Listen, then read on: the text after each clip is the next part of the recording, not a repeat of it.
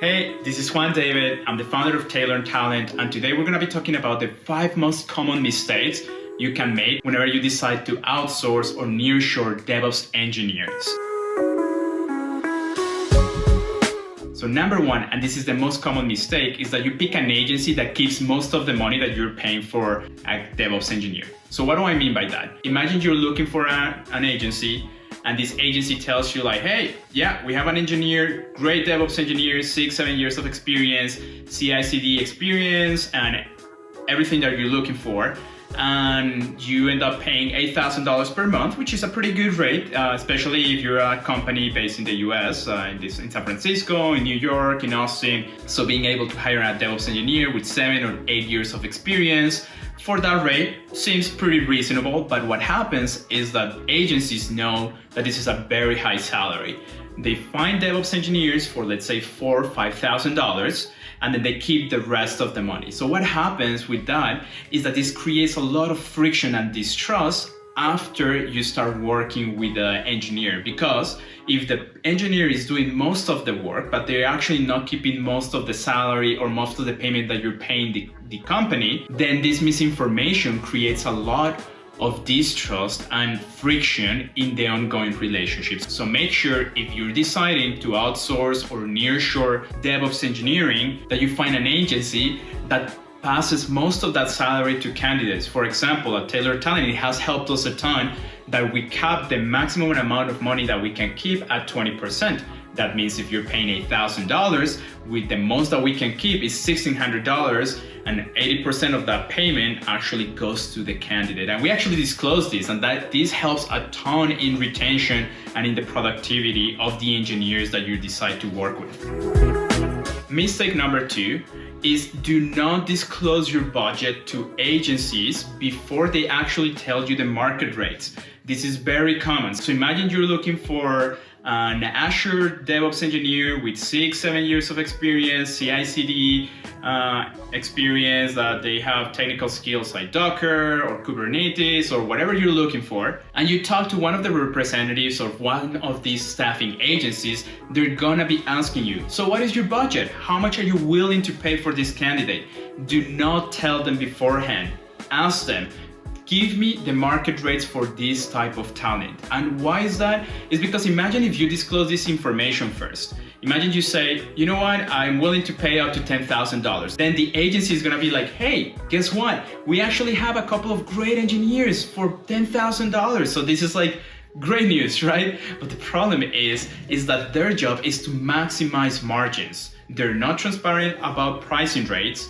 Most of them, I'm not saying all of them, but most of them are not transparent about pricing rates. So if you tell them you're willing to pay $10,000, guess what? They're gonna find you engineers that they might be paying $4,000 or $5,000, but they're gonna be charging you $10,000. So you wanna tell them, give me the market rates, or better yet, try to find staffing, nearshoring, outsourcing agencies that disclose the approximate salaries or the approximate fees that you would be paying for a specific role on their website. So for example, you can go to taylortalent.com, you can go to the pricing tab, and you can pick DevOps engineer, QA engineer, backend developer. You can pick the seniority, and you can see the expected cost that you should be expecting for that type of talent. That is very critical. So there's hundreds of staffing agencies that would help you find DevOps engineers on any other type of role in other countries, but a lot of them will be asking you first, what is your budget? Do not disclose this. So mistake number 3 is putting more emphasis on technical skills without caring about the soft skills. And this is very important because many agencies even send like pre-vetting tests of like, hey, send me this, here's a test so we can see your technical skills, but they don't take into account the soft skills of the candidate. And one of the things that we found is that soft skills are critical for the performance of the candidate, because sometimes a candidate might not have direct experience with a specific tool that maybe you are working with, but they have experience with other tools, but they have the willingness and the curiosity to learn really quickly, and because they are actually appreciative of the fact that you're giving them an opportunity at your organization, they're gonna go the extra mile and learn the different methodologies or the different tools that you're working with, and that you're gonna end up seeing that a lot of the times when you place a strong emphasis on soft skills, you're gonna get candidates who are top performers. So don't focus only on technical skills, because we found many times clients come to us and they say like, look, we're disappointed because the engineer that we end up hiring or that we were working with through an agency, they had the technical skills, but the person was never available, or the attitude wasn't so great, or really we just never click, or the person was never able to join the culture of our team. So that is very important. We suggest that you put a strong emphasis also on the soft skills of the candidate.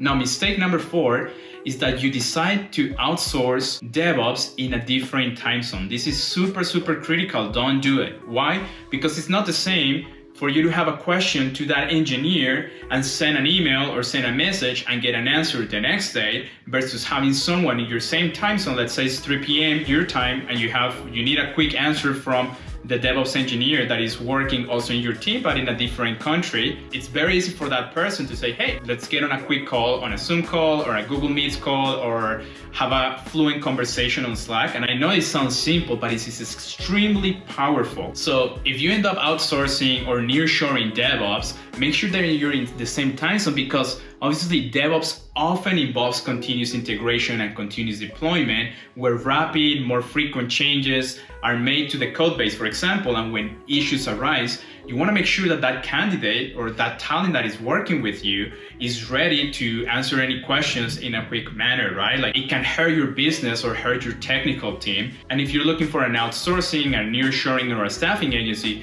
well, make sure that they specialize in a specific time zone. For example, one of the reasons why at Taylor Talent we're growing so fast is because we only specialize in Latin America, and we specialize only here because most of our clients are in the US and Canada, and they understand the importance of having this constant communication. And the last mistake that is very common for hiring managers or tech teams to make whenever they're hiring a DevOps engineer is that they do not take into account the culture alignment of the candidate. So whenever you're looking for an agency, make sure that they enable you, they let you interview the candidate. Don't let them give you the candidate and tell you like, hey, we rotate candidates whenever they leave, because it's very important that you work with someone who's gonna be aligned with your team and that they're gonna get along, right? Like, whenever you're interviewing candidates, one of the things that is very important is that you make sure that you're gonna be able to see a partnership, a relationship with that person you're gonna be working with. And if you can see that, or if you're imposed a specific candidate without you having the opportunity of interviewing candidates, then that eventually is very likely to create friction within your teams. So there it is. If you avoid those 5 mistakes, we can assure you you're gonna find great DevOps engineers in different parts of the world.